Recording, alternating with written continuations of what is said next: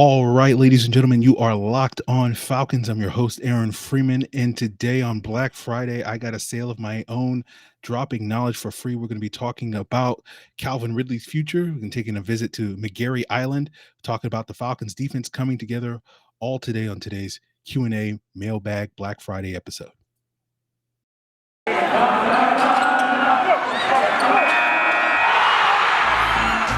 You are Locked On Falcons, your daily Atlanta Falcons podcast. Part of the Locked On Podcast Network, your team every day.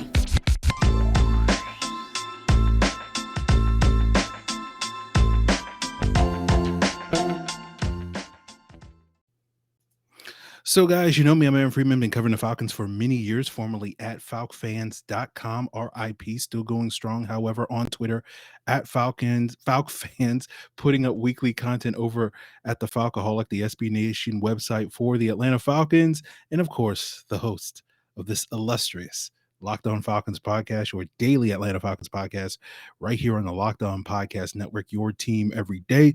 And today's episode of Locked On Falcons is brought to you by Stat Hero. Stat Hero is the first of its kind in daily fantasy sports platform where it's you versus the house in a head-to-head fantasy matchups.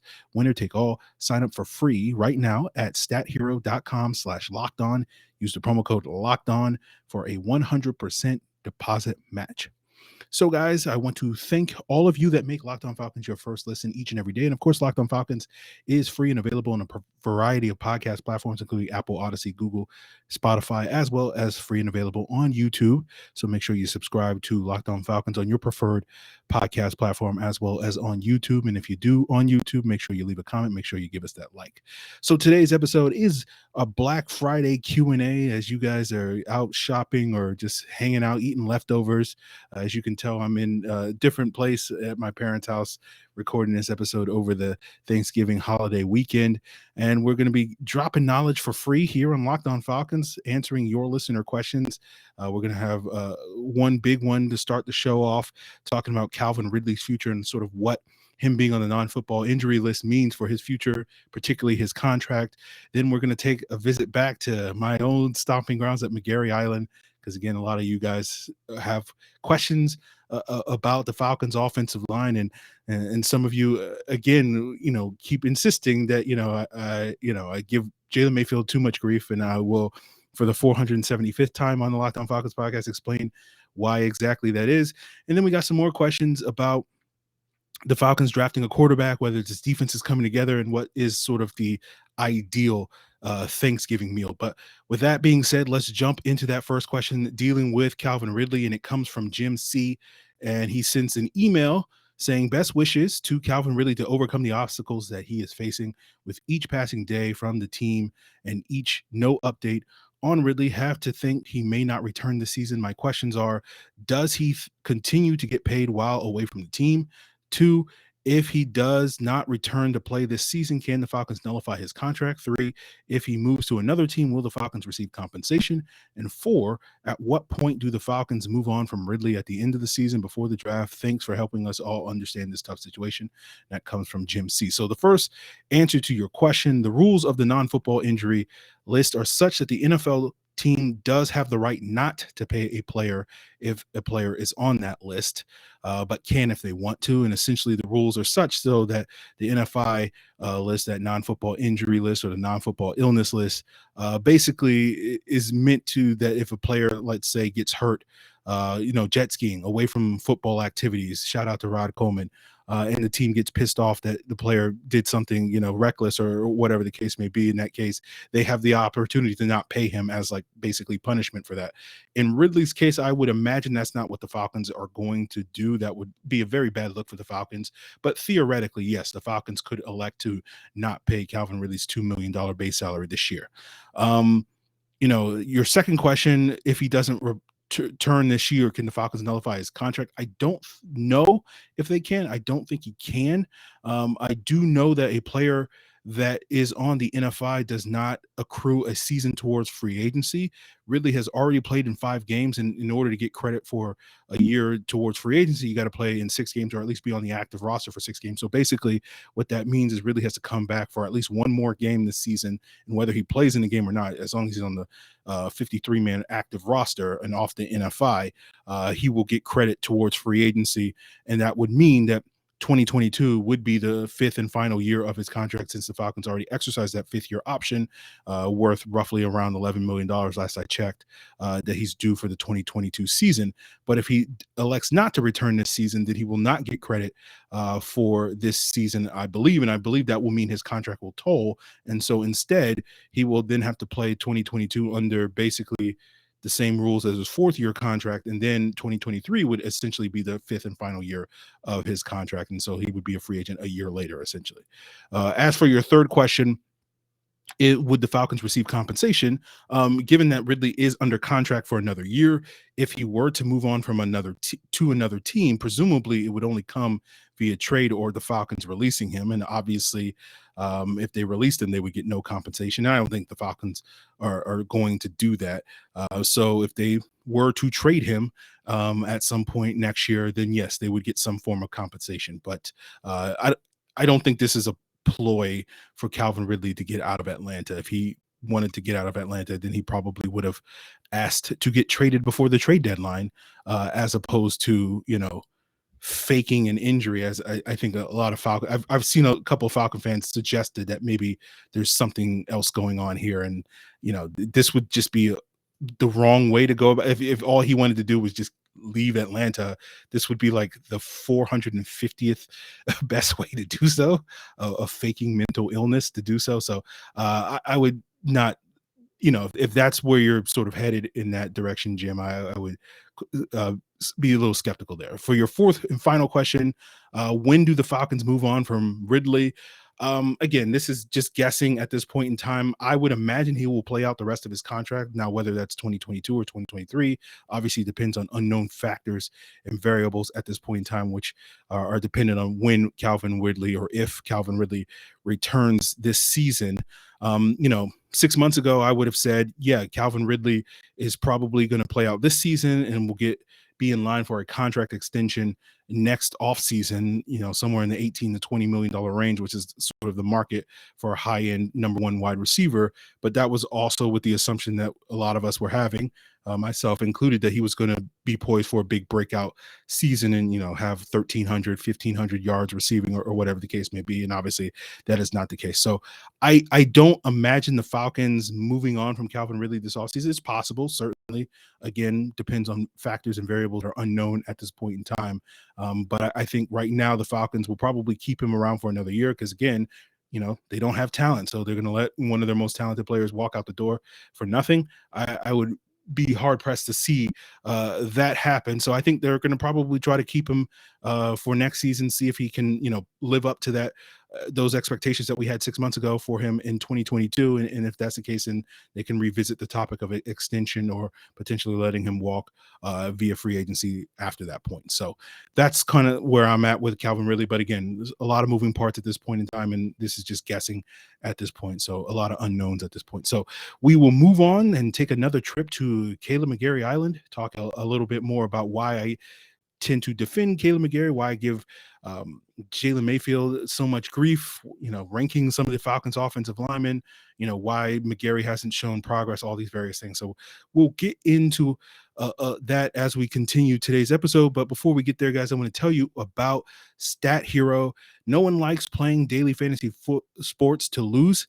And, winning feels so much better. And traditional fantasy sports are sort of a long-term losing proposition. Because you don't know who or what you're going to be up against. And Stat Hero is the first of its kind daily fantasy sports platform where you are versus the house in a head-to-head fantasy matchup, winner take all. And here's the crazy part. Stat Hero shows you their lineups before you play, and you handpick the team that you want to face one-on-one. Stat Hero puts you in control of your fate, and you decide how much you're going to play for. And Stat Hero has no choice but to take it because they're daring you to beat them. Sign up for free right now at stathero.com/lockedon and use the promo code LOCKEDON for a 100% deposit match. That's stathero.com/lockedon. Promo code LOCKEDON for a 100% deposit match. Stathero.com/lockedon. Promo code LOCKEDON. Terms and conditions apply. So our next question comes from Jeremy at Jeremy95281709 on Twitter. He asks, Aaron, I'm curious, why is it that you, rather than the Falcons, continue wasting money? Why is it that you rather the Falcons? Sorry, I can't read, guys. Longtime listeners of the podcast know I can't read. I'm a podcaster. I was paid to lead, not to read. Why is it that you, rather the Falcons, continue wasting money on Kaleb McGary, who has shown no improvement since he was drafted back in 2019 draft and caused a lot of blown up coverage, especially in the last two games, Cowboys and Patriots, but you never have anything bad to say about him, but you are so dead against Mayfield the whole time, was drafted this year and thrown right into the middle of this crap show.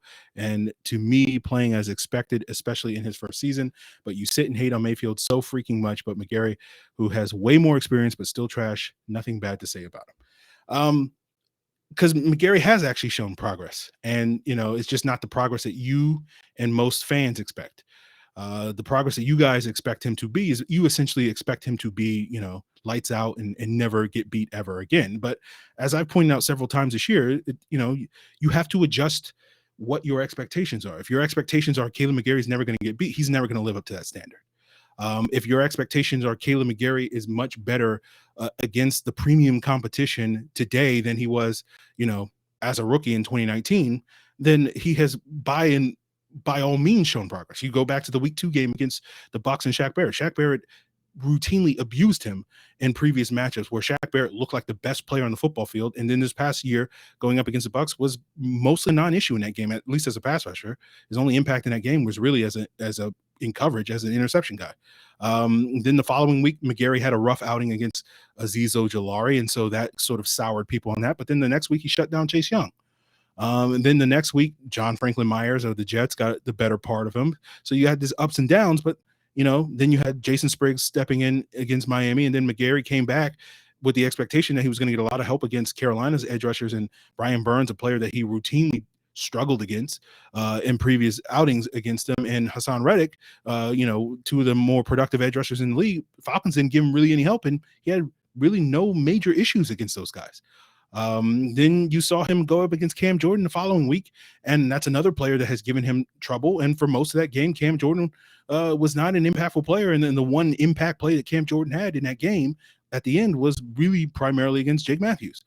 And then the last 2 weeks against the Cowboys and Patriots, contrary to popular opinion, Kaleb McGary has been okay in those games. Now, he looked awful in that one play that sack he gave up to Micah Parsons. He looked awful in that one sack against Matt Judon. But outside of one play, out of 100 plus, 120-ish plays, or 2 plays, I guess, combined across the 2 games, he was fine, right? Again, not great, not awesome, not incredible, but not really a problem. You barely noticed him. And so, to me, the issue with Kaleb McGary is, as you say, in your eyes, Mayfield is living up to expectations. But for me, McGary's on track for my expectations. He's not going to be Jake Matthews. He's not going to be Lane Johnson. He's not going to be Ryan Ramczyk. He's not going to be Willie Anderson for some of you old school Bengals fans out there, the one of you that is listening to this episode. He's going to be a Rob Havenstein type of player. That's the Rams right tackle, and he's on track to be a Rob Havenstein type of player. He's still got to clean things up. He still needs to be more consistent. But if you track his progress, if you know what to look for, you see that from him. And that's why I give Kaleb McGary a lot more slack, because basically every time he gets beat badly one time in a game, y'all want to sit here and bench him. Meanwhile, Jalen Mayfield's getting ripped a new one half a dozen times in a football game. Jalen Mayfield's a massive liability, right? Arthur Smith's not going to tell you, he's not going to come out and basically accuse it. But part of the reason why Arthur Smith's play calling has been so conservative is because he knows that by passing the ball more, particularly on first downs, which you can arguably say that would lead to a lot more success for this offense, he would be putting Jalen Mayfield in a bad spot. Jalen Mayfield essentially breaks their offense. Jalen Mayfield through 10 games has given up 40 pressures, guys. 40 pressures, right? Kaleb McGary's giving up 22. Now, 40 pressures may seem, okay, what's the context for that? Well, if you go through the Pro Football Focus era, they got 15 years of data, guys. Almost every single year, with a few exceptions across that 15 years, the worst guard in the NFL, gives up 45-ish pressures, around 45 pressures across 16 games. Jalen Mayfield has 40 in 10 with 7 more games to go. He's on track to give up like 70 pressures. The Falcons have never had an offensive lineman other than that one season of Lamar Holmes playing left tackle in 2013, where they have a single lineman give up more than like 50 pressures in a season, and certainly not a guard, right? And Kaleb McGary is like, Jalen Mayfield's like 2 games away from that. He's a massive liability, guys. To me, the question is going to be, given the fact that Jalen Mayfield is holding back this offense in a major way. And again, it's not some personal vendetta against Jalen Mayfield. It's just the facts, guys. It's just the straight up facts, right? He is by far the biggest liability on this team. And if you're saying this is what you expected Jalen Mayfield to be, playing at a historically bad level, not only as a NFL guard, but also as a Falcon offensive lineman, then my God, man, what are we talking about here? So for me, look, as I said at the beginning of the year, the Falcons put Jalen Mayfield in a terrible position. They set him up to fail. And so to me, the question is going to be, this is the big question that I have, one of the bigger questions I have heading into this offseason. Are they going to realize their error or mistake, or are they going to sit here and try to save face with a 3rd-round pick that they drafted and basically say, well, let's, he showed progress over the course of the season and let's give him another opportunity to be a starter? Or are they going to sit here and say, yeah, it was a bad plan. We didn't want to abandon ship as a rookie because we knew that would be a devastating blow to his, confidence or whatever the case may be. We wanted to ride it out to see what the rest of the season is. And it's a long-term rebuild. So I guess you can make that choice. But to me, the question is going to be, does this team decide to seriously invest in a veteran left guard this offseason, or do they just, go back to the Jalen Mayfield well again? Again, it's nothing personal against Jalen Mayfield. This is just the reality of the situation, guys. Like, he is breaking their offense. I'm not going to sit here and blame all their offensive problems on him, but the fact is that Arthur Smith is doing pretty much everything in his power. If you want to give Arthur Smith any credit, he is doing everything in his power to basically prevent Jalen Mayfield from continuing to break their offense. Kaleb McGary is not breaking their offense. I know he has a bad rep, every other week or whatever the case may be, and he's had plenty of those this year. And again, I'm not trying to sit here and say Kaleb McGary is not without his faults. He's got a lot of the same problems. All right. Slow feet, short arms, limited athleticism. He's been very unreliable as a run blocker this year. He's got a lot of issues, right? But relatively speaking, on a scale from, if Jalen Mayfield's here, then Kaleb McGary's like way up here, guys. He's off the screen for most of you guys watching it on YouTube. Like, it's not even a comparison. But you guys want to sit here and act like, oh, if we replace Kaleb McGary, it's going to magically fix our offense. It's not, guys. It's not. I'm just sitting here spitting facts to you. So you can either accept that and move on, or you can just, continue to keep pretending that Jalen Mayfield's just going to magically figure it out. And we have a question coming up from Bong Africanism. He says, why don't we move Mayfield to right tackle, bench McGary, and put someone else at left guard? I think Mayfield could be a solid alignment in time, but might as well start playing at the position he played in college. The reason why they don't put him at right tackle, guys, because he would be a worse right tackle than Kaleb McGary. As I said after the draft, Jalen Mayfield's issues are the same issues that Kaleb McGary has, but they're worse. He's dialed up to 11. He has slower feet, worse technique, worse athleticism. Like, changing him to right tackle, he would have never lasted as a right tackle. The Falcons figured this out in the summer. That's why the minute Kaleb McGary got healthy after missing the early part of training camp, there was no competition. You guys sat up and hyped it up. Oh, there's going to be a competition. There's going to be no. The Falcons realized that Jalen Mayfield cannot stick as a right tackle.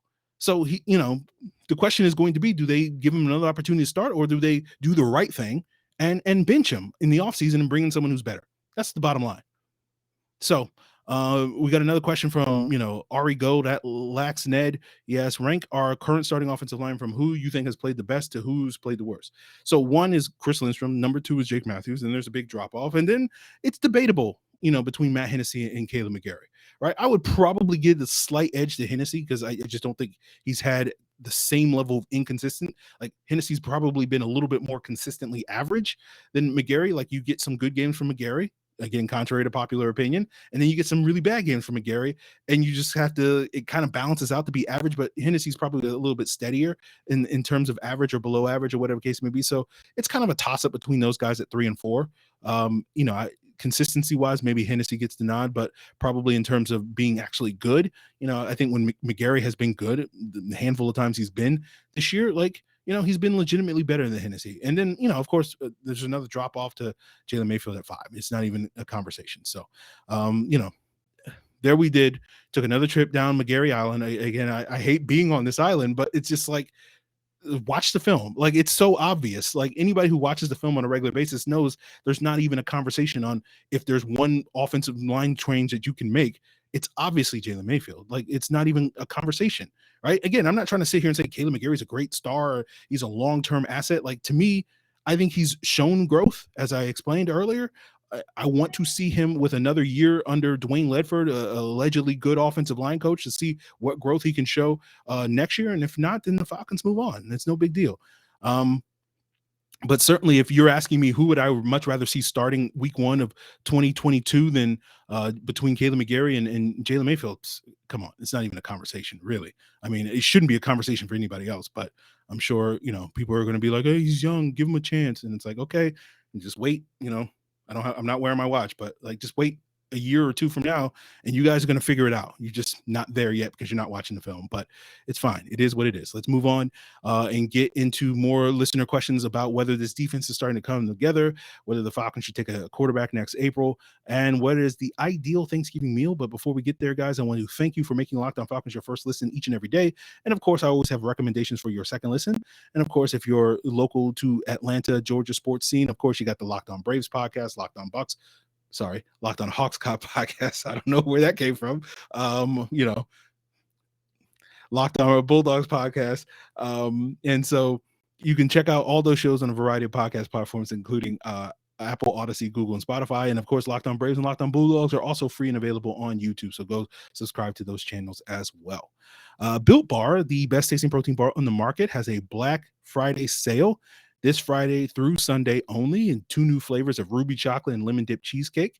All through Black Friday week, you can get at least 20% off anything and everything at built.com. All you got to do is use the promo code LOCKED20. A Built Black Friday weekend isn't complete without the word free. And buy any box of Built Bars through Sunday, and you'll get 2 of their brand new candy bars, Built Crave, for free. Built has finally done it. They've come up with a candy bar that is a great alternative to that bar that claims to satisfy your hunger. It's a caramel flavored chocolate loaded with peanuts, giving you that nutty chocolate, oh so good candy bar taste. 'Tis the season to save and give your taste buds the gift of Built Bar. 20% off Built Bars and 2 free Crave bars at built.com. Plus, you can get 60% off of Built Broth and Built Boost and 40% off Built Swag. Just enter the code LOCK20 at built.com. It's Thanksgiving weekend, and nothing goes better with football than turkey and betting. BetOnline has you covered all holiday season, more props, odds, and lines than ever before. BetOnline remains your number one spot for all the sports action this weekend and every weekend. Falcons-Jags line did move, like I said it would. Falcons are now favored by 2 points heading into Sunday's action, and you can take advantage of this new line by heading over to the new updated desktop or mobile website at betonline.ag. Sign up today and you'll receive a 50% welcome bonus with the promo code Locked On. And it's not just football. BetOnline has you covered for pro and college hoops, NHL, boxing, UFC, and even your favorite Vegas casino games. Don't wait and take advantage of all the amazing offers available at BetOnline, the fastest and the easiest way to bet on all your favorite sports. BetOnline, they're stuffed with deals this Thanksgiving. So let's get into the final portion of today's Black Friday Q&A. And our next question comes from Burned Backhouse on Twitter. He asks, the focus of the last 2 games was rightfully on the meltdown on offense. Despite the ugly result, it might be worth to look at the improved defensive performance against New England. 3 sacks, 1 interception, 308 total yards, 33% third down conversion, and basically 19 points allowed. Looked like a solid showing against a playoff caliber opponent. Do you think the unit has turned the corner and finally made strides to become the D we hoped for when the team signed Pees? Yeah, I think that, the defense did an outstanding job against the Patriots, relatively speaking. They did more than enough to win that game. The offense that showed up. So it was a great performance, but it's one performance. And, I've been arguing with Falcon fans for 5 years now, ever going all the way back to that week 4 Carolina game in 2016 about whether or not the defense is finally going to come together. So I need to see it a little bit more before I'm ready to declare that Patriots game anything more than a one-off. If they come out here and hold the Jaguars to like 10 points or something like that, then we can start talking. If who we play next, Tampa Bay or Carolina, whoever it is, if they can hold Tampa Bay to under, let's say 30, or probably under 27. Let's go with 27 as the benchmark. then I will start to be like, okay, maybe this defense is doing something. So I just need to see more.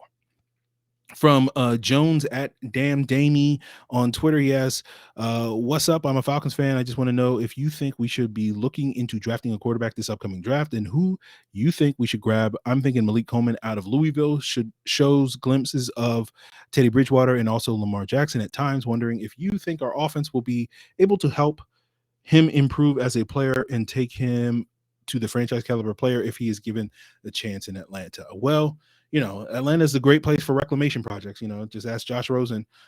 So yeah, I think Atlanta is the perfect place for him. I'm being sarcastic. I don't know enough about this upcoming quarterback class. I've watched the Pitt guy. He's the one guy, but there's rumors that he's going to be a first round pick. So he's probably going to be off the Falcons radar because I don't see them taking a quarterback in round 1.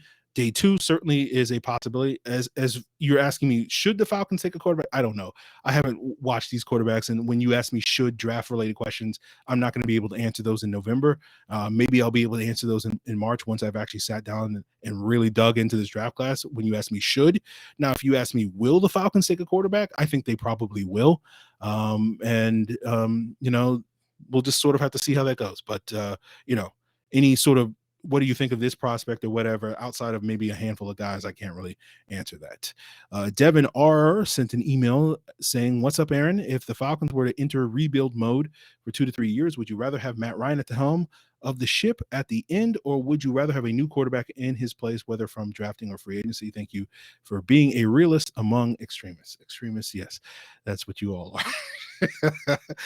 Theoretically, yes, I would prefer to have Matt Ryan there because technically, or at least theoretically, his floor should be higher than probably 80 to 90% of the alternative options that the Falcons could have at the quarterback position. But until we start seeing that play out in field, and to me that means the Falcons having winning records and winning 9, 10, 11 games each and every year, then that's just more of a theory than it is a reality.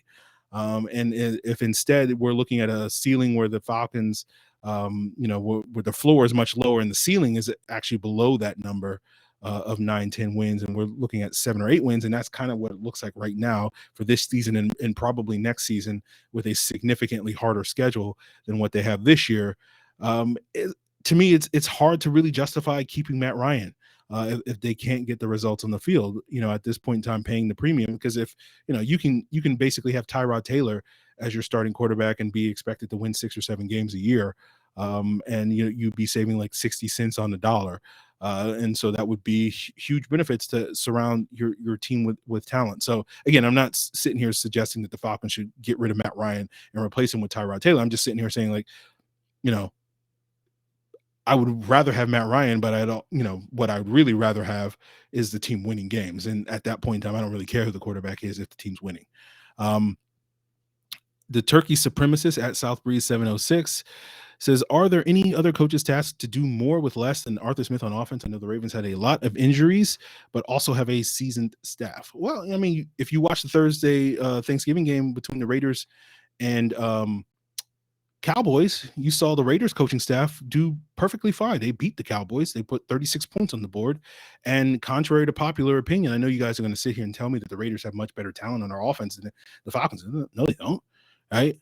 I know Josh Jacobs is more talented than any of the Falcons running backs, but the Raiders have still, with Josh Jacobs on the team, have one of the worst running games in the NFL. And, it's slightly better than the Falcons. Like, some metrics may put the Falcons at 31 and the Raiders at 25. Some put them at Raiders at 29 and the Falcons at 32. It's like, it's the difference between, if you have Sam Darnold as your quarterback versus Davis Mills, you're in such a better place. You're not. They're both untalented guys that shouldn't be starting games in the NFL, and the Falcons and Raiders both have 2 of the worst running games in the league. The Raiders is slightly better than the Falcons, but it's not good. Not certainly good enough to be the difference between scoring 36 and 3 points. And then you look at the offensive line. The Raiders don't have a good offensive line. They have one good offensive line. It's their left tackle, Colton Miller. The rest of their offensive line is not better than the Falcons. Andre James, Alex Leatherwood, Brandon Parker, John Simpson. Like, there's no way that you're going to sit here and tell me the Raiders have a better offensive line than the Falcons do.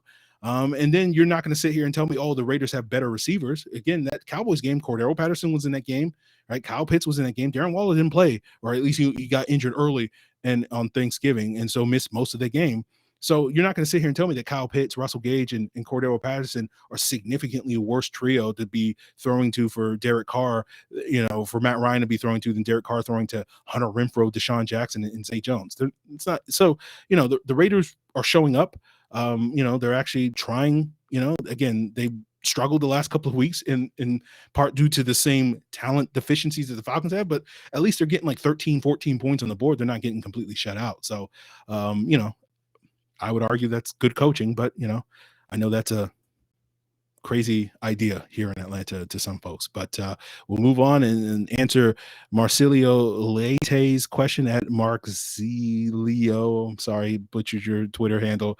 In case to spend some money on Black Friday, what actual player jersey would you buy? Currently on the team, I would only probably buy the Kyle Pitts jersey. If you were going historical, then probably Deion Sanders.